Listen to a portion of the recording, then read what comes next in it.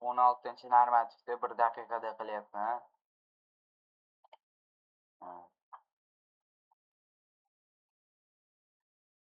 Xo'sh, natija teng 10^5 bu true bo'ladi.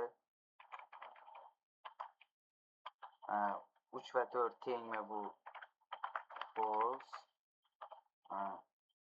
Va ifodasi ishlatilgani uchun ikkalasi ham bo'lishi kerak. Bu yerda false bo'ladi. 2 katta yoki tengmi 7 ga bu false.